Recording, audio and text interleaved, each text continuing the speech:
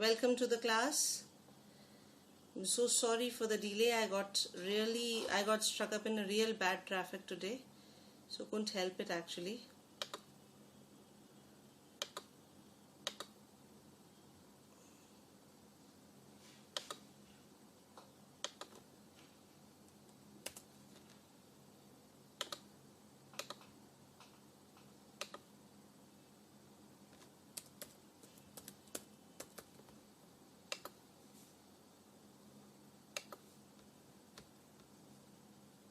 Good evening, Abhishek.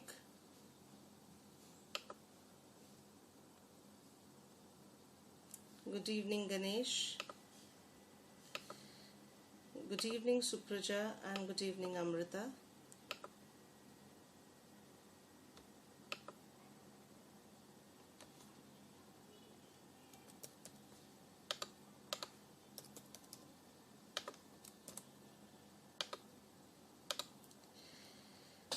Yeah, so in the last class we were discussing about capital budgeting. I hope the concept was clear to everybody. The investment decision, the present value of the future cash flows, the net present value approach, the IRR approach, the calculations. I hope to that extent we are all together.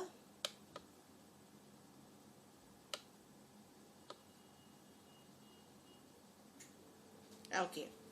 So today we would be starting with a discussion where we would be discussing all the methods together. We would try to do some practical questions. Maybe that we would not be able to do all the practical questions today, but we'll try to do as much as we can, and we will be continuing this discussion in the next class as well.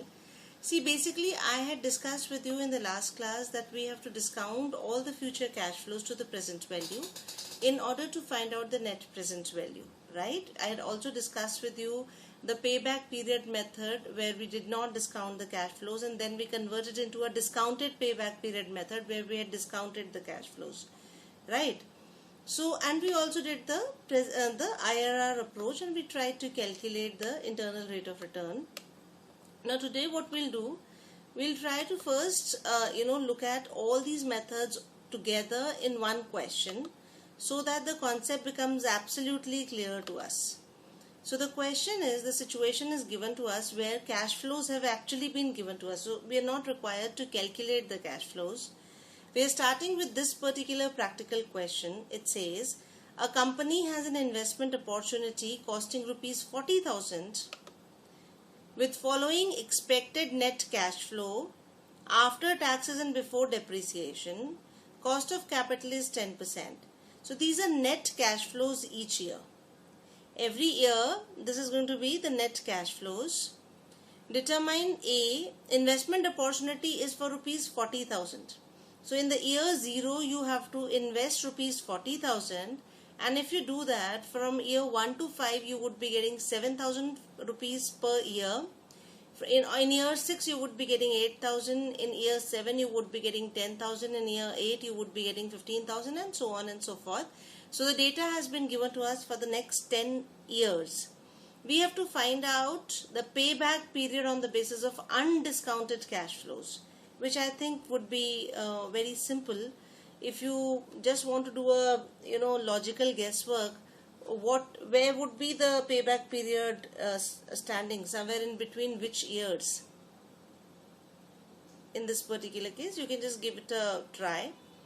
Then payback period on the basis of discounted cash flows you have to find out, net present value you have to find out, profitability index you have to find out, and also determine IRR with the help of 10% and 15% discounting factors.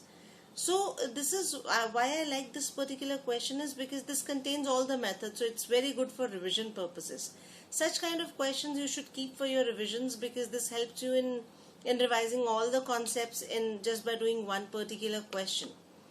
So the question is clear. 40,000 you invest today, and you would be getting the returns which have been given to you in year 1 to 10.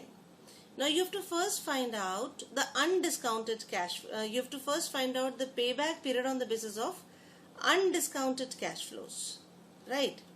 So that should not be difficult. Why? Because what does payback period says? It is the period which will be taken to get my money back. And how much I have invested? I have invested 40,000 rupees. So in how many years, yeah, right Ganesh, in how many years will I be getting my 40,000 back? In year 1 to 5, you're getting 7,000 each year. That means by the end of 5th year, you would be getting 35,000 rupees. And in year 6, you're getting 8,000. That means 35 plus 8 is equals to 43,000. So somewhere between 5th and the 6th year, you would be getting your payback, right? So it should be 5 plus, like 5 years, why I'm saying, because in 5 years, you're getting 35,000 rupees. Then the remaining is 5,000. So 5 years plus 5,000 divided by 8,000 will give you the payback period in this particular situation. This is based upon what we had discussed in the previous class as well. So it is for payback, the cash inflow, it is 5.625 Ganesh. It has to be in terms of years. So if we are going to calculate in terms of 5,625 years, it would be a very long period of time. Nobody would like to invest, right? So it has to be 5.625 years. Yes, you missed the point. So the cash inflow arising from the investment should be rupees 40,000 to get the payback. In the first 5 years, you're getting 35,000 rupees. Now remaining 5,000, because only 5,000 would be left, this would be recovered in the part of year 6. And because the full year is going to pay you rupees 8,000, so 5 divided by 8,000 will tell you that in 5.625 years, if you do not discount the cash flows, you would be getting your money back, right? Is this clear to everybody? We had discussed this in the previous class as well. Now, logically again, if I am asking you that if I use discounted payback period method, if I use the discounted payback period method, will the period be more than 5.625 years or will it be less than 5.625 years?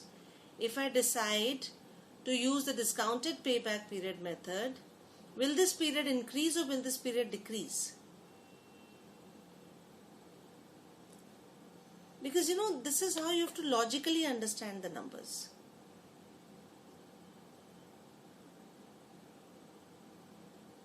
Come on, I'm waiting for the response. If I change the method from undiscounted payback period to discounted payback period method, will this payback period increase or will it decrease from 5.625? It will decrease. Why so?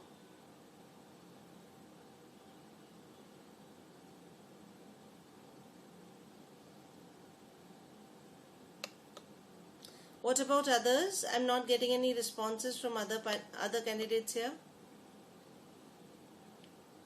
Because money will have future value. But the future money will have a present value, right? When we are discounting the cash flows, what we are doing is we are discounting it to the present value. And if you discount something, like when you go to a shop and you ask for a discount, the amount is reduced, right? So if the amount will be reduced, the period will be more. So the period will increase, not decrease. Right? The period will increase. Now let us understand how much does it increase. So for the first 7 years, you're getting, for the first 5 years, payback period will increase. For the first 5 years, you're getting 7,000 each year. Okay? So rather than, counting and finding out present value for each year, we can use the present value annuity factor as I discussed with you in the last class. When you're getting the same amount for the consecutive 5 years, you can multiply it with the present value of annuity factor at the rate of 10%, which is 3.791. Right? I hope you remember that, and I hope you must have practiced some parts of the questions back at home as well. So 3.791 we multiplied, so 26,537 rupees you can get in the first 5 years. In the 6th year, you're getting 8,000 rupees, multiplying it with the present value of the present value discounting factor at the rate of 10% for 6 years, which is 0.564. So the amount becomes 4,512. So if I add it to 26,537, it is 31,049. Then we have the 7th year cash flow of rupees 10,000 multiplied with the present value discounting factor at the rate of 10% for 7 years. It becomes 5,130. So the amount is coming as 36,179 by adding 5,130 to 31,049. We've got 36,179. In the 8th year, you're getting 15,000 rupees. Multiply these 15,000 rupees with the present value factor for 8 years at the rate of 10%, which is 0.467. So this becomes 7,005 rupees. Now when I add 36,179 to 7,005, I'm getting 43,184, and my initial cash outflow was 40,000 rupees.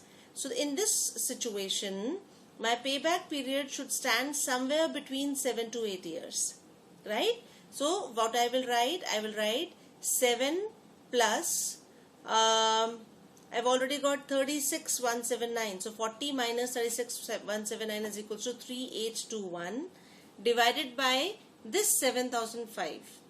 Divided by this 7,005, it gives me 7.5455 years. So in 7.5455 years, I am not only going to get my 40,000, but I am also going to get 10%. I am also going to get the 10% cost of capital in this particular period. So in 5 years plus period, I was getting undiscounted payback. In 7.5455, I am getting discounted payback. So the difference between the two, why the period has been increased? Because in this period, you're not only getting your 40,000, but you're also getting a cost of capital on that rupees 40,000 at the rate of 10%. Right? Got the point why the period has increased?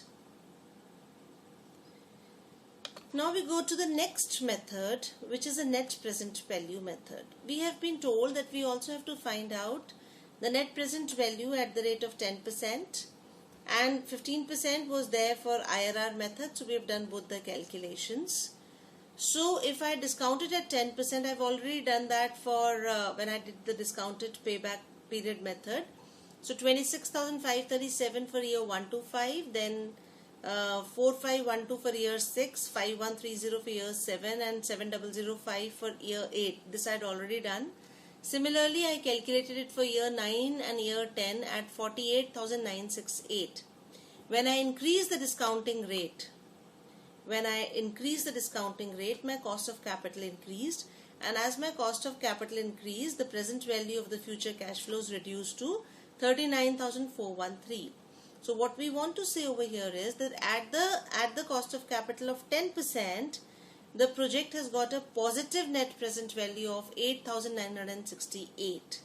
And because it has got a positive net present value of 8,968, the project may be taken up at a discounting rate of 10%.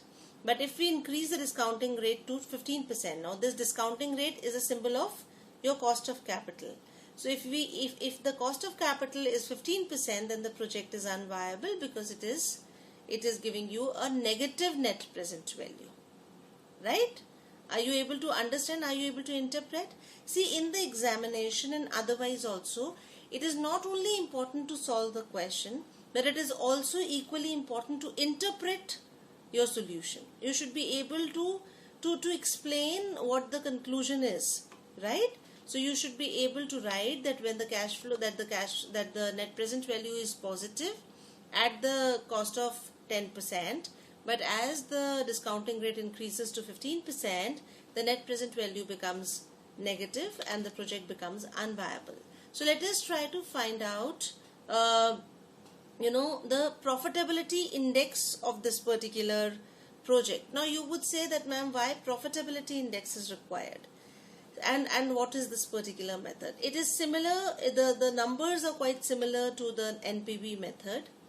In the profitability index method, we try to find out the present value of cash inflow, which you have already computed in the previous slide as 48,968 or 969, whatever you want to take it, and the present value of cash outflow is 40,000. So the present value of cash inflow divided by present value of cash outflow gives you a profitability index. Whenever the net present value would be positive, the profitability index would be more than 1, and whenever it would be more than 1, we can say that the project may be taken up. But why do we need this particular calculation? Because you've already done the calculation of net present value, and based on that also you've said that the project may be taken up. This particular method is most relevant when we have got two different projects with two different cash outflows and two different cash inflows, and where we want to compare between the two projects. Now supposing I just give you another data where I say that there's another project where the present value of cash outflow is 50,000 and the present value of cash inflow is 60,000. So would you accept that project, or would you like to invest? Because if you've got only 50,000 rupees, you cannot invest in both the projects. So if you have to choose between this project and that project, which project would you like to choose? So you would say that in the second project, my present value of future cash inflow is 60,000 rupees. Now let us try to solve it.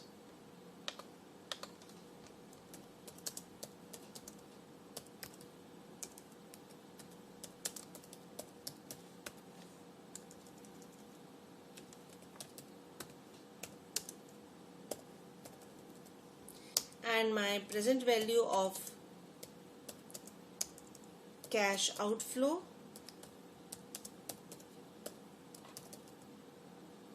is equals to 50,000, right? So can you calculate the profitability index? Can you calculate the profitability index? It would be 60,000 divided by 50,000. What are you getting?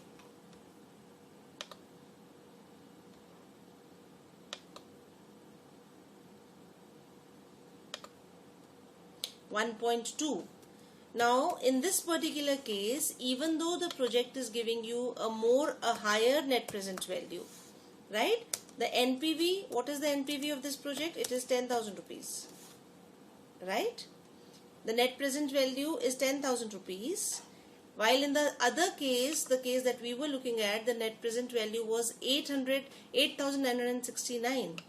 But still, if you look at the profitability index, the profitability index of the project that we have in hand is 1.22, and the profitability index of this particular project is 1.2.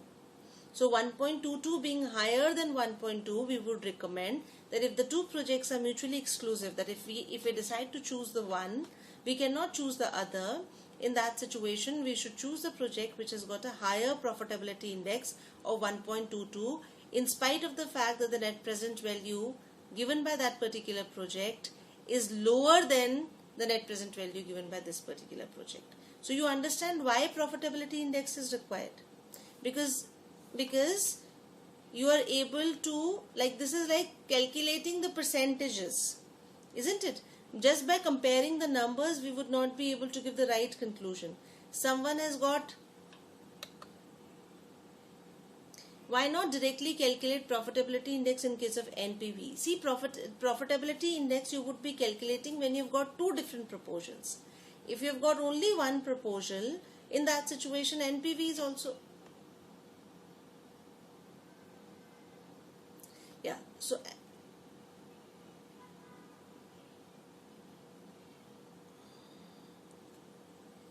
I hope I'm again audible, because there was some disconnection at my end. See, what I was saying is that if you have got two different projects, then it is required to calculate profitability index. Otherwise, you can simply calculate the net present value, and if the net present value is positive, you can say that we can go ahead with the project. You're getting my point? It's like that, supposing in one particular examination the pass percentage is 40 marks out of 60.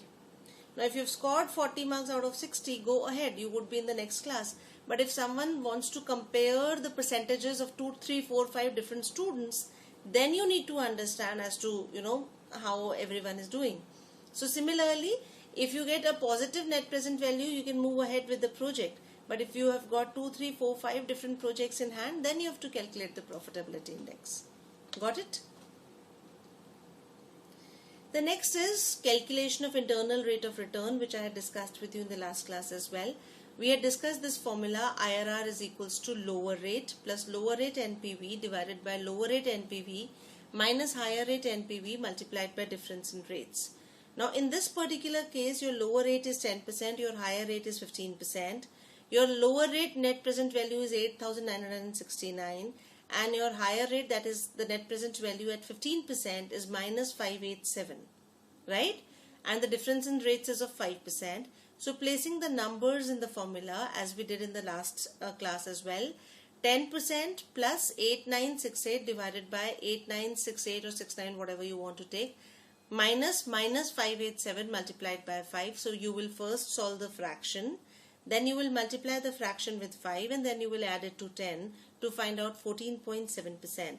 So in this particular case, what we understand is that this particular project has got an internal rate of return as 14.7%. So any project, in any case, if you can keep your cost of capital less than 14.7%, the project would be profitable for you.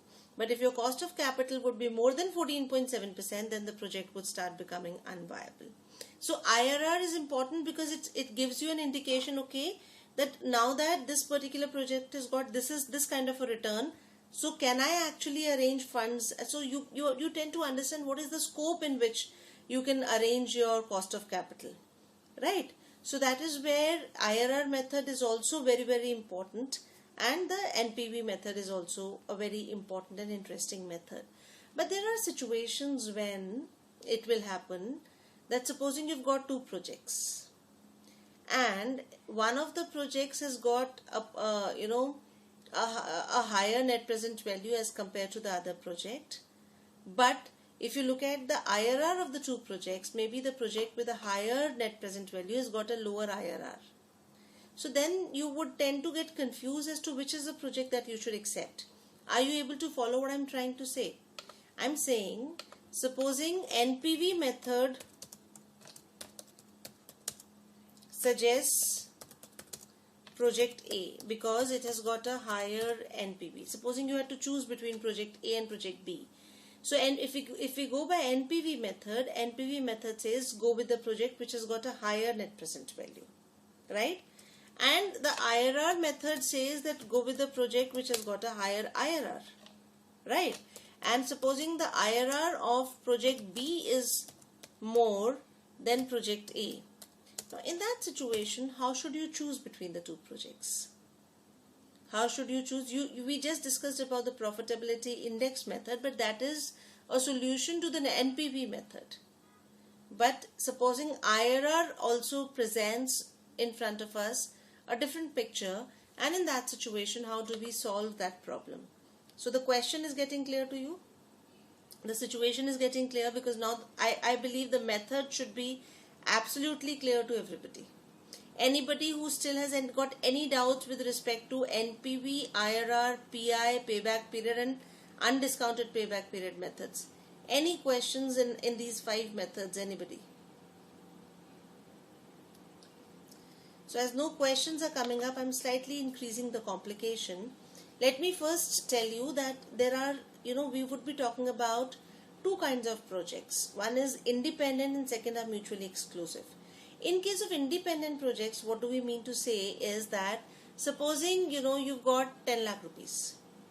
Now, out of that 10 lakh rupees, supposing you want to invest some part of it in equities and some part of it in buying some assets, right? Now, the two things are mutually exclusive. The two things are independent of each other. You can take both of them together, right? So in the equity segment also you would be finding out which would be the best investment, and in the asset segments as well you would also be finding out which are the best alternatives. But it is not like that if you invest in equity you would not be able to invest in assets, right? Both of them are independent. Both decisions are independent of each other. Whenever the two decisions are independent of each other, whenever the two projects are independent of each other, we suggest that Go for both the projects if they've got the positive net present value. Go for both of them till the time they've got the positive net present value. But at times we are in a fixed kind of a situation where the projects are mutually exclusive. Like if I have to buy one air conditioner, I will have to decide whether I should buy the air conditioner from Hitachi or should I buy the air conditioner from Toshiba. Both are Japanese brands and both are equally good. So I have to choose the one between the two. These kinds of decisions are called mutually exclusive decisions. If I decide to buy Hitachi, I cannot buy Toshiba, and if I decide to buy Toshiba, then I cannot buy Hitachi, right? But if I have to decide between, like if I have to invest my money in a refrigerator and an air conditioner, I would be choosing both if they both are giving me the positive net present value. I hope the point is clear. So in case of independent projects, the cash flows of one are unaffected by the acceptance of the other. But in case of mutually exclusive projects, the cash flows of one can be adversely impacted by the acceptance of the other. So if I accept one, I would not be accepting the another one. Let me give you the concept in a better manner. Supposing there is a company which is considering 3 methods of attracting customers to expand its business by undertaking. The company is deciding that it wants to attract its customers. So it wants to decide upon how they should go for advertising. So one is that they should go for advertising campaign. Okay, if they decide to go for advertising campaign, they will have to invest rupees 1 lakh. Second alternative in front of them is to display neon signboards. You must have seen the neon signboards on the roads. So if they do that, they will have to spend rupees 1,50,000. And the third alternative is that they go for direct delivery service. And if they go for this alternative, they will have to spend rupees 1,50,000. Right? So they have to choose that which particular method would be the best. It is given to us that if A is carried out but not B. If A is carried out but not B, that means A and B are mutually exclusive. In that situation, it has got an NPV of 1,25,000. So if we decide to go for advertising campaign but we do not go for display of neon signboards, the net present value would be 1,25,000. But if B is done and not A, B has got a net present value of 45,000. B has got a NPV of 45,000. By investing 1,50,000, you are getting a net present value of 45,000. And by investing 1 lakh, you are getting a net present value of 1,25,000. If I have to choose between the two, I would definitely choose which one?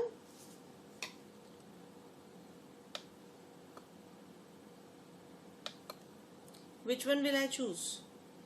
If I have to choose between A and B, which one will I choose? First of all,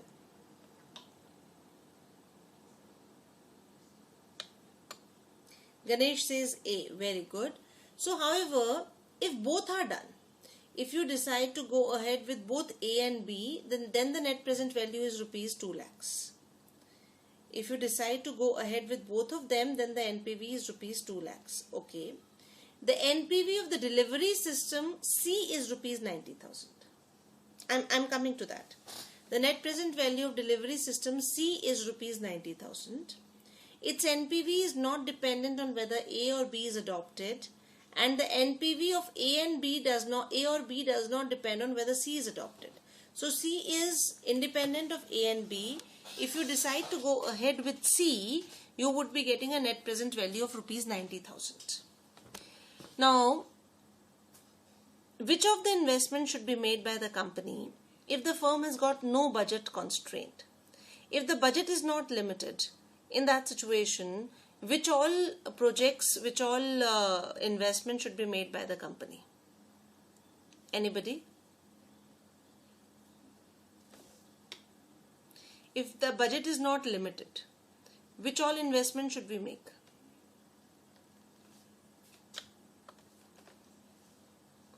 All has got positive NPV, so all should be accepted, right? All A, B and C, all of them have to be accepted because the budget is not a constraint. So we will have a positive, because all have got a positive net present value. Second is, if the budget amount is only rupees 2,50,000. If the budget amount is only rupees 2,50,000, which one will you accept? See, if you accept A and C, because in 2,50,000 you can go for A and C, you're getting a net present value of 1,25,000 plus 90,000, which is equals to 2,15,000. If you decide to invest B and C, no, that you cannot do because the budget is not there. You can invest in A and B. This will give you a net present value of rupees 2 lakhs. So it is advisable that we go for A and C rather than B and C, rather than A and B. You're getting my point? If I go for A and B, we have been told that the net present value is rupees 2 lakhs. And if we go for A only, then we have got the net present value of 125. And if I go with C, I'm explaining. See, if you go ahead with, now you have got 2,50,000 rupees. So what are the possible combinations? The possible combinations are either A and C or A and B, right? The possible combinations are either A and B or A and C, right? This or this, because 2,50,000 is there with us. If I decide to go with A and B, it is given to us that if both are done, then the net present value is rupees 2 lakhs. Okay? Now, then let me compare it if I go for A and C. It says that if A is carried out but not B, then it has got a net present value of rupees 1,25,000. And if C is adopted, then the net present value is 90,000. So if I go for A and C, then my net present value is 2,15,000. I compare it with 2 lakhs, so then I'll go with whichever is higher. So I will go with A and C. Got it?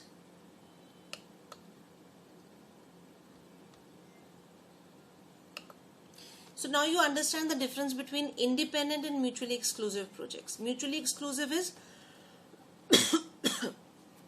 if one is accepted, the other will not be accepted. So in that situation, we should accept that particular project which has got a higher net present value. But if the projects are independent, like in A and B, right? But in case if the projects are independent, like in case of A and C, we should accept all the projects which have got a positive net present value. Now, I am coming to that kind of a problem which I was discussing with you, where NPV method is giving you a different result and the IRR method is giving you another result. Let us look at this question. The cash flows of two mutually exclusive projects are as under. Project P, you will have to invest 40,000 rupees. In year 1, you are getting 13,000. In year 2, you are getting 8,000. In year 3, you are getting 14,000, 12,000, 11,000 and 15,000 till year 6. If you decide to invest in project J, here the project J has got an initial investment of 20,000. T1 gives it 7,000, T2 13,000 and T3 12,000.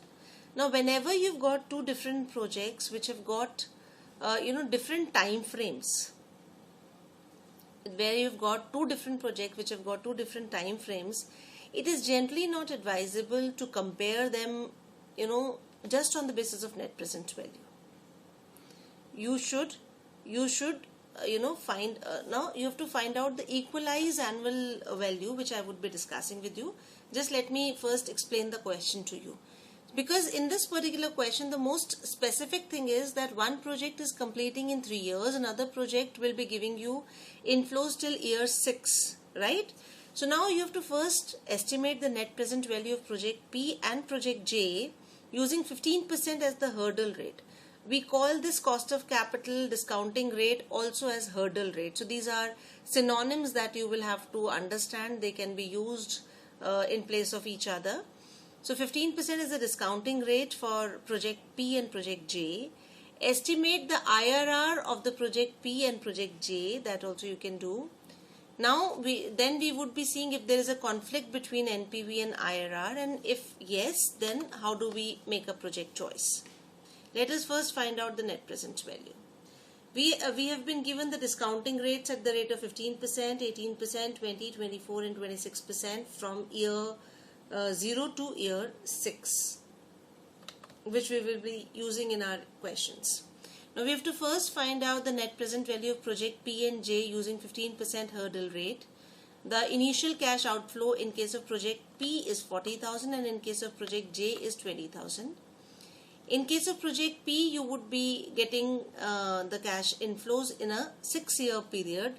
We will be discounting those cash inflows for the 6 years period at the discounting factor of 15%, and after discounting we have got the net present value of rupees 5,376. Right? I am not going into calculations again because we have done a lot of it. Then if we go to the net present value of project J has got an initial cash outflow of 20,000 rupees and you are going to receive 7,000, 13,000 and 12,000 in the first 3 years. Discounting it by 1.15, which is 15% rate for 3 years, you are getting a net present value of 3,807.41. Now we have been given in this particular question that the projects are mutually exclusive. If you look at the question says the two projects are mutually exclusive to each other. And we have been told that by the NPV method that if the projects are mutually exclusive, we should choose that particular project which has got a higher net present value. So if I go by the NPV method, I will be choosing project P, right? Because it has got a higher net present value.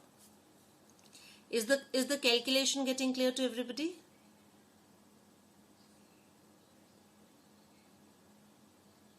Right? Okay. Now let us look at the IRR of project P and project J. In case of IRR, what we have to do, we have already done the calculation at the rate of 15%. We have got a positive net present value.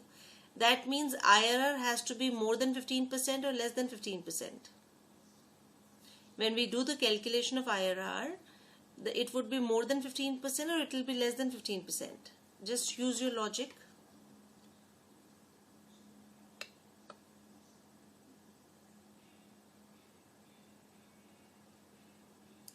We have got a positive net present value in both the cases at the rate of 15%. So IRR will be more than 15% or less than 15% because IRR is that rate at which net present value is 0. So it has to be more than 15%. Very good, Supraja. So in this particular case, we will be increasing our calculation from 15% to maybe 20%, right? And try to find out what is the net present value, and then we will be using that particular formula, lower rate plus lower rate NPV divided by lower rate NPV minus higher rate NPV multiplied by difference in rates, and find out the IRR of project P and project J. We are not going again into the calculations, but solving all the calculations we have found that project P has got an IRR of 19.73% and project J has got an IRR of 20.20%. Now if I go by what has been mandated to us by the IRR method, then we should choose that particular project which has got a higher IRR.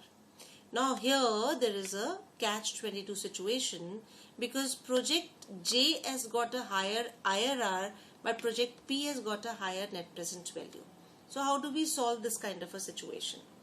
Is the situation clear to everybody?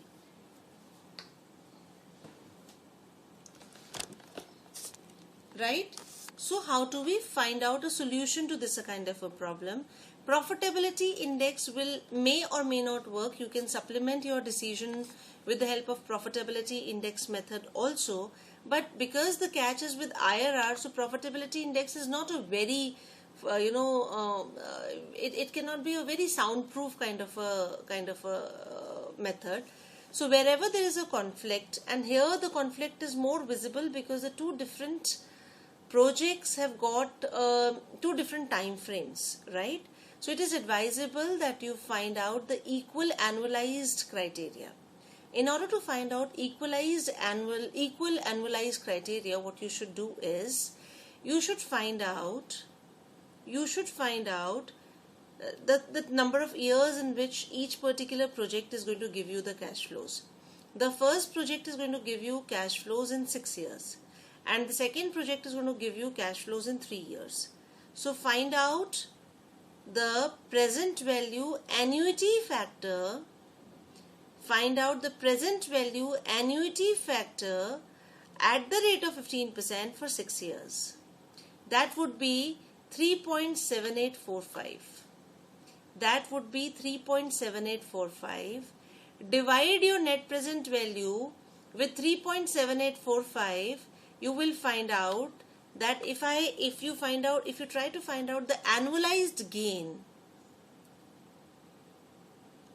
if the time frame is same, then in most of the situations there would not be a conflict between NPV and IRR. Right? In most of the situations it would be the same.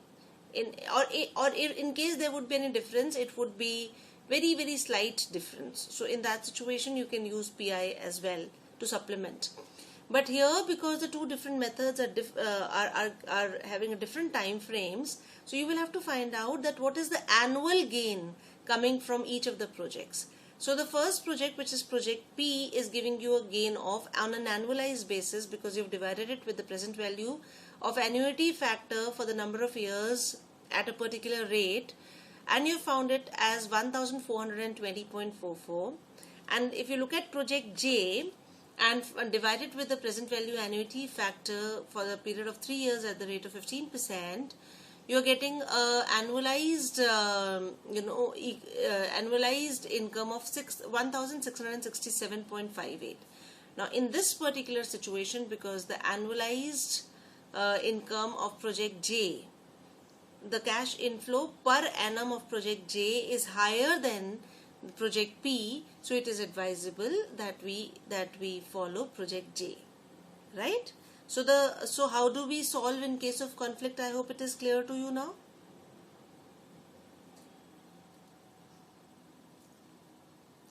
On the similar lines, actually, we had not exactly on the similar lines, but on the similar lines we also had a question in December 2015 examination, which I would be discussing with you. But why there was a conflict between NPV and IRR? Basically because the basic difference between NPV and IRR is that NPV assumes that whatever returns you would be getting on a year-to-year basis, they would be reinvested at the cost of capital. And IRR assumes that the returns that you would be getting will be reinvested at the rate of return, right? So that is where the difference comes. That is where the conflict would always be there between IRR and NPV, because we believe in conservative approach and cost of capital would be lower than the rate of return. So therefore, in general, the assumption taken by the net present value method is considered to be more realistic, right? Now let me explain what I am trying to say, because this is leading to a confusion. Because if the projects would have the same time frame, still at times you would see that the NPV method and the IRR method may give you different conclusions. Now the reason is that in the NPV method, what you do, you divide the cash flows with 1 plus K, right? And in the IRR method, what you do, you can definitely use, but you have to understand the logic behind it, na? I am just trying to give you what is the logic why they are different. The second is IRR method. In the IRR method, you use the cash flow, the same cash flow, but you divide it with 1 plus R and not with 1 plus K. And in cases of the projects which we accept, we generally assume that R would be more than K, right? So what happens is that when we say cash flow divided by 1 plus K raised to power 4 or 1 plus R raised to power 4, in the fourth year, what we are assuming is that whatever cash flows that you have received in the previous year, they have been reinvested at the rate of K in case of NPV and at the rate of R in case of IRR.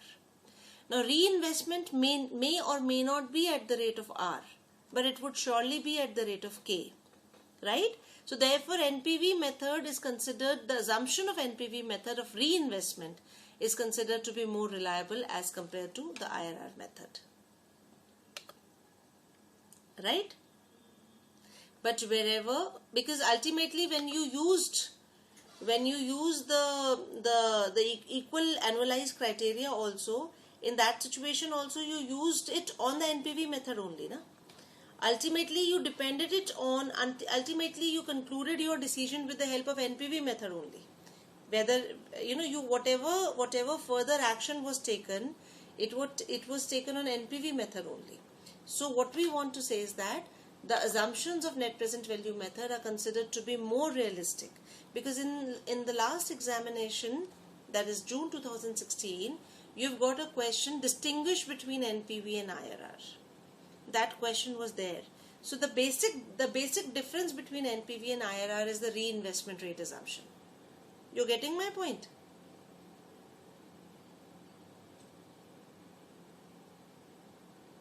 You're getting my point?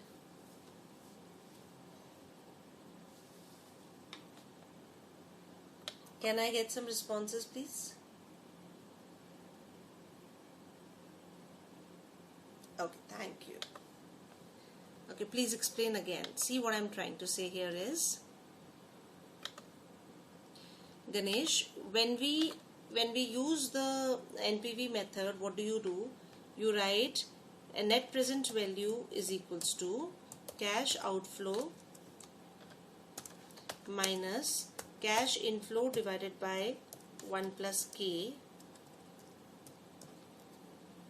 plus cash inflow at year 2 divided by 1 plus K raised to power 2. Right? Now here what are you assuming? You are assuming that whatever cash inflows you got in year 1, they were reinvested in the business. Right? They were reinvested in the business in the next year at your cost of capital.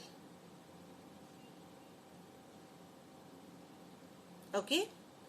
But in the IRR method, we are assuming that the inflows are reinvested at the rate of return. Now, when we say the return, that the inflows would also be reinvested at the rate of return, it may be true, it may not be true, because that is a very, very optimistic kind of an assumption. In the cases of financial management, in case of accounting, whenever we are making some estimates, we want to be conservative. We do not want to be too optimistic. So therefore, if we go by the NPV approach, it is giving us at the minimum minimum reinvestment rate, and that is why we consider it to be more reliable. You got it? So reinvestment is at a cost of capital which is lower than the rate of return, and that is why it is considered to be more reliable.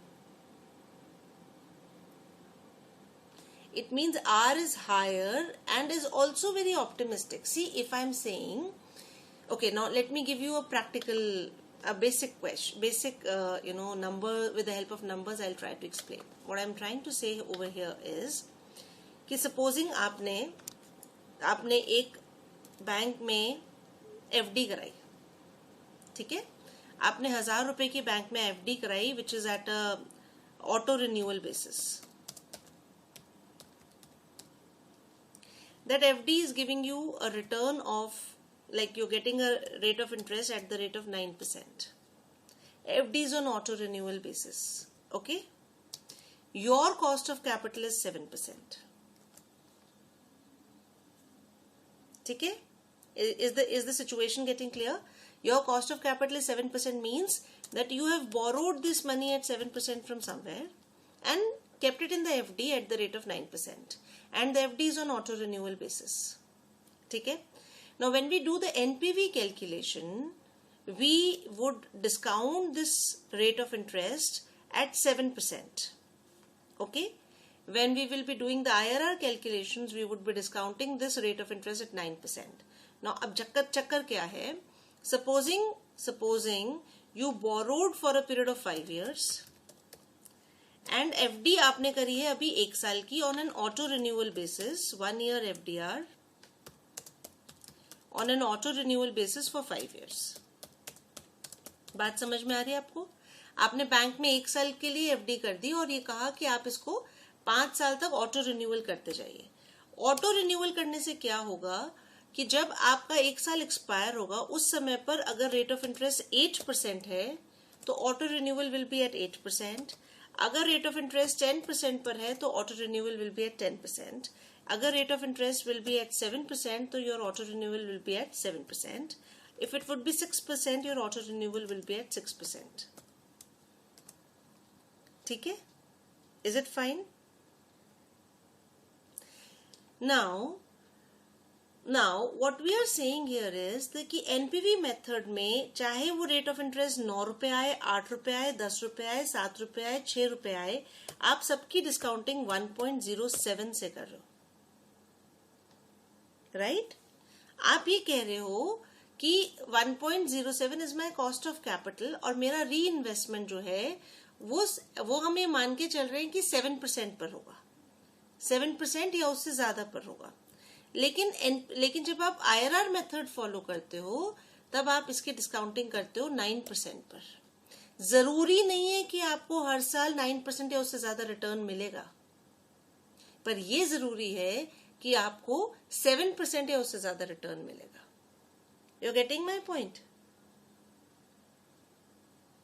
That is why the NPV method is considered to be, the NPV reinvestment assumption is considered to be more realistic. ठीक है?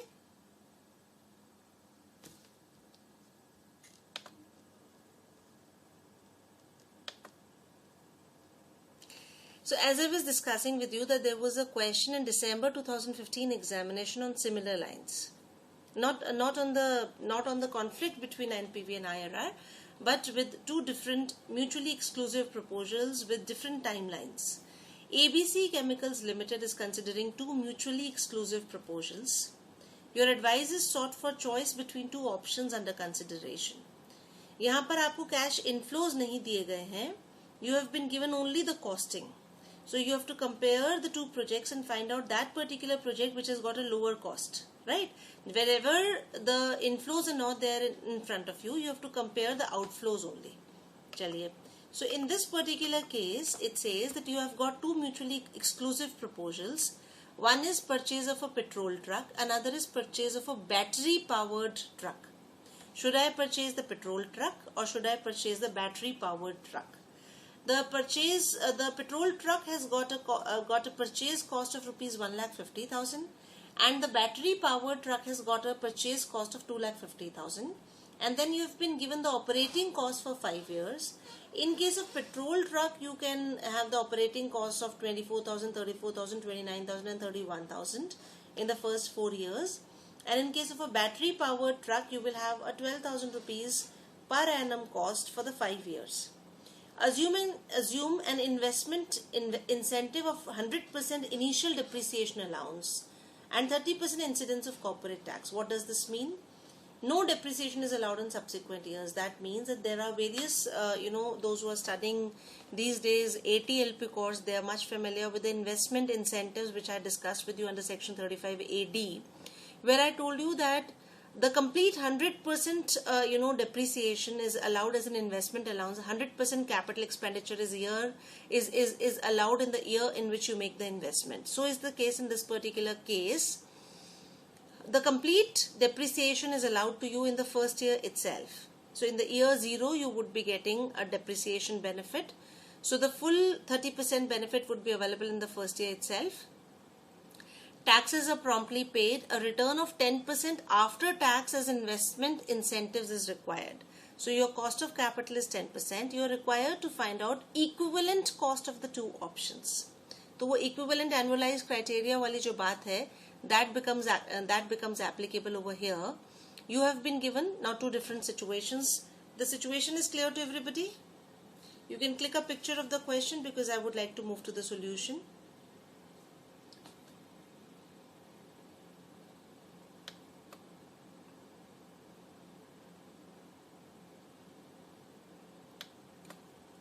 Okay. Now the initial investment is 1,50,000 and 2,50,000, but because there is a 100% depreciation benefit in the first year itself, so 30% of 100% would be the tax benefit. Is the point clear to everybody, or should I explain it? The amount was 1,50,000 and 2,50,000. Okay. So if the amount is 1,50,000, in that situation, you would be able to claim a deduction of rupees 1,50,000 from your income. So that means that your tax liability will get reduced by 1,50,000 rupees. The rate of tax is 30%.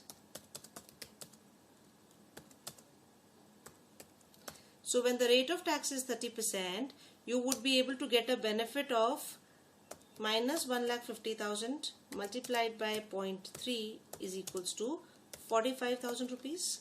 So this would be the benefit, this would be the amount of tax that you would be able to save by investing in this particular machinery. Are you able to follow what I am trying to say? No? Yes? Anybody? Okay. Next is if this amount would have been 2,50,000 rupees in that, and the tax liabilities at the rate of 30%, so you would be able to save 75,000 rupees, which is 30% of 2,50,000. Right? So the net cost of the truck is rupees 1,05,000 in case of the first option, and 1,75,000 in the second option. Right? So we have taken here 1,05,000 and 1,75,000. Now we have also been given some operating costs. Operating costs we have been given as 16,800, 23,800, 20,300 and 21,700 in case of petrol truck, and 12,000 in all the three situations. No, the amounts were more. Operating costs were 24,000, 34,000, 29,000 and 31,000, and 12,000 in each of the 5 years in case of battery operated truck. Now this operating cost also is a tax deductible expense. This operating cost is also a tax deductible expense because it is a part of cost, right? So 24,000 multiplied by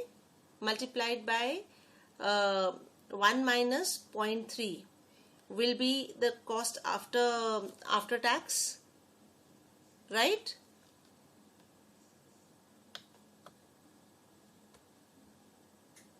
Right? Similarly here 12,000 multiplied by 70% would be the cost after tax. So we found out the after tax cost as 24,000 multiplied by 70% is equals to 16,800, and so on and so forth. We calculated for all the 4 years, and in this case where we talk about the battery operated truck, here 12,000 was the cost and 70% of 12,000 is 8,400. Now these amounts are clear to everybody? Once we have the after tax cost, we multiply it with the present value factor to find out the present value of the cost in both the situations. So in the first situation, in the petrol truck case, the total cost including the initial cost and the operating cost is 1,69,996. And in case of battery powered truck, the total cost, which includes the initial cost and the operating cost, is 2,06,835. We have to find out the equalized cost, right? So for that we have to find out the present value annuity factor at the rate of 10% for 4 years in the first situation, because the costing is ending at 4 years, and for 5 years in the second situation. So for 4 years the figure is 3.17, and for 5 years the figure is 3.79. We will divide 1,69,996 with 3.17, and we will divide 2,06,835 with 3.79 to find out the equalized cost of 53,626 in the first case and 54,574 in the second case. So in the second case, as the cost is higher, we would be choosing that particular option where the cost is lower, because here we have to compare only the costs. The benefits are not in front of us.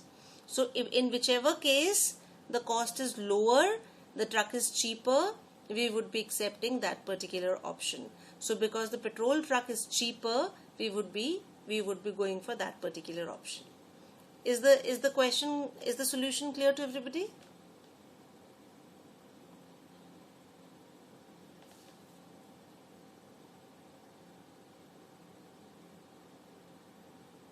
It includes actually the taxation also, so it is slightly complicated, but otherwise from the methods of financial management, I think it should not be a difficult question. But when we add taxation to it, it becomes calculation once again. Okay.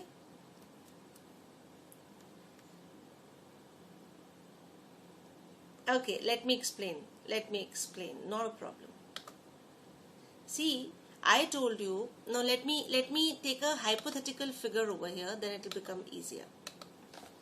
Assuming whether you use the petrol truck or you use the battery operated truck, assuming, because it does not make a difference whichever truck you use, you would be able to load whatever you've been able to produce, assuming the gross revenue of the company is rupees 3 lakhs. Okay, assuming the gross revenue of the company is rupees 3 lakhs. If we do not buy any truck and if we do not incur any operating cost, then the company would be required to pay tax at the rate of 30%. That would be equal to 90,000 rupees. So the net income of the company would be rupees 2,70,000. Is this clear? But this is something which is very hypothetical situation. So company will have to pay taxes. Okay, will have to incur some expense, whether it goes for battery truck or it goes for a petrol truck, right? So what we decide, let us assume that the company goes with a petrol truck. If we go by the petrol truck, the gross revenue does not change. The gross revenue would remain the same, but another expense will increase. What expense will increase? The company will be able to claim depreciation at the rate of 100% on rupees 1,50,000, right? So depreciation on rupees 1,50,000 will make the income of the company, to be 1,50,000. And the company will also be incurring operating costs in year 1 of rupees how much? 24,000, I believe. 24,000, right? And then it will have a depreciation and it will have an operating cost.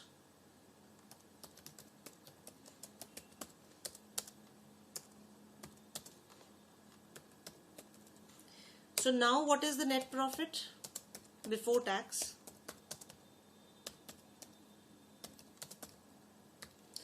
It is 1,50,000 minus 24 is equals to 1,26,000.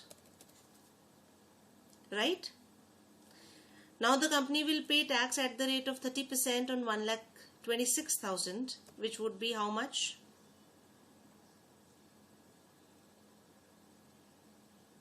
How much? Give me the figure.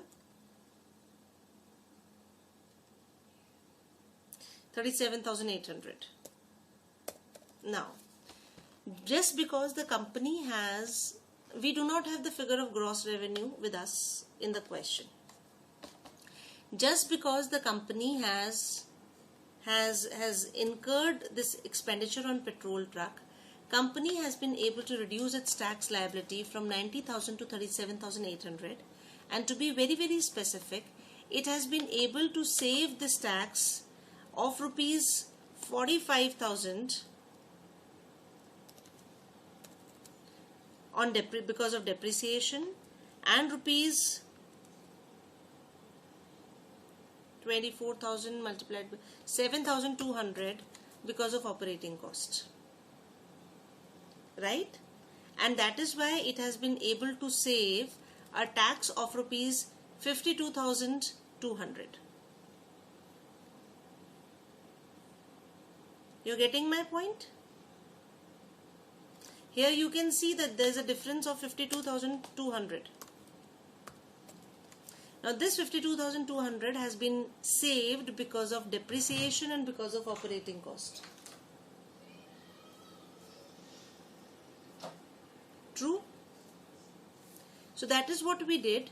When we did the calculations for operating cost and depreciation, we reduced this tax benefit of 45,000 and 7,200. You're getting my point? Because by incurring this expenditure, we would be able to save this much of tax. So this is actual cash benefit that we are getting. This is the cash benefit that we are getting by making this expenditure. Because otherwise we would have to pay this much of tax in cash.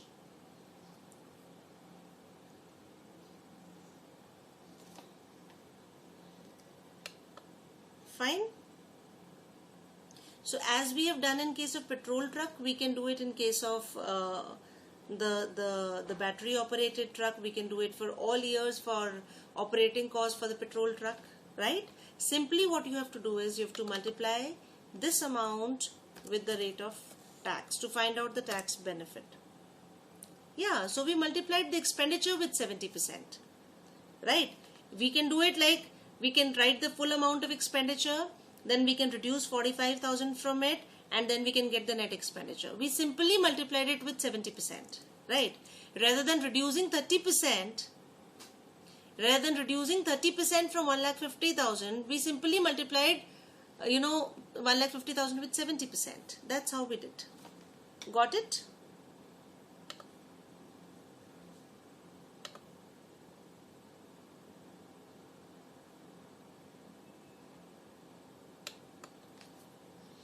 Great.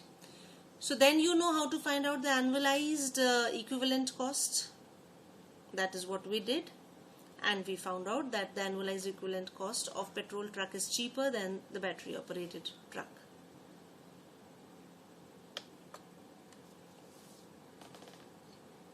Anybody else who still needs any further clarification?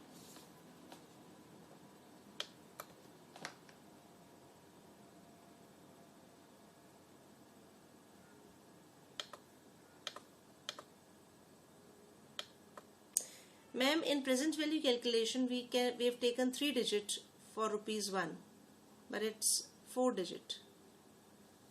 That is fine. That does not make any difference.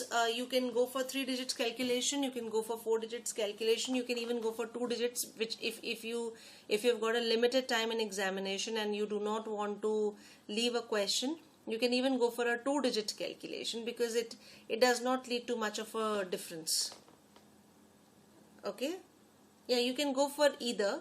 We do not want that kind of a precision. When we talk about financial decisions, when we talk about decisions in financial management, we are okay with some amount of we are, because we're not talking about accounting over here. We're talking about financial management, so we are okay with some kind of grossing up.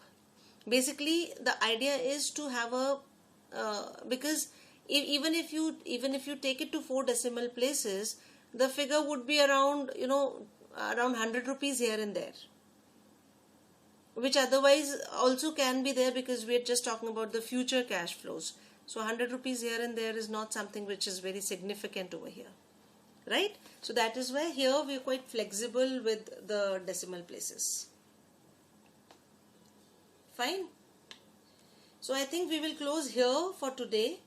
And we would be continuing with now in the next class. Basically, I want to now emphasize upon estimation of cash flows. So far, we are assuming that the cash flows have been given to us, right? We are saying that this would be the amount of cash flow. Now, I want you to estimate the cash flows and then do the discounting. Fine? So, we would be doing such kinds of questions in the next class, where we would be looking at more practical aspects of capital budgeting. So I think we can close for today.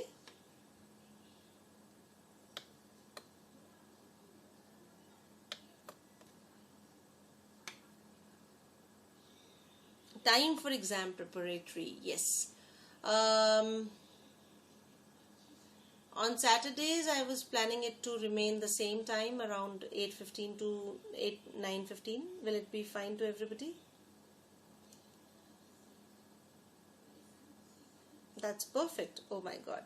So then we take it on Saturdays 8:15 to 9:15 would be exam preparatory for FTFM, and Sundays timings we would be discussing in ATLP class. Okay.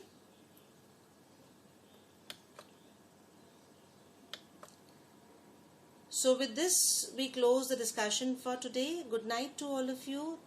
Thank you. Can you give an idea as to how to write? That is what we are going to do in the exam preparatory.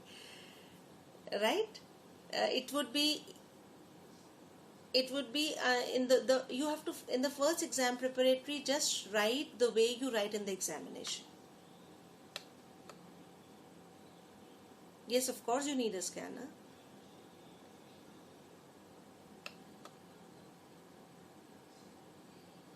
And you should definitely buy one.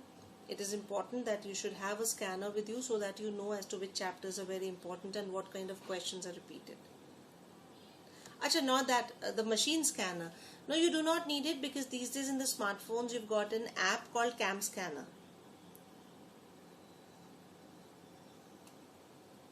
Right? You can use that Cam Scanner.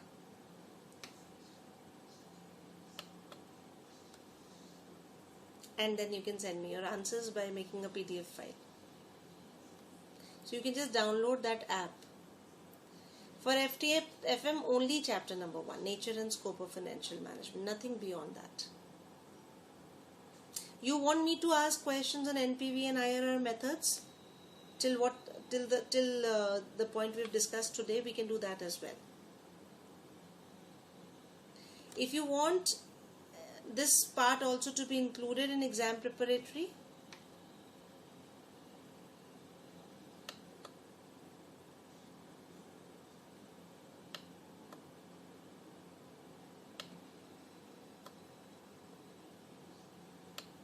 I'm not getting any responses. It's up to me. Okay, now let me think about it, and I'll be sending you the schedule tomorrow with timetables and everything. Right? So right now I'm closing the discussion. We would be meeting again on Thursday, where we would be discussing further about exam preparatory.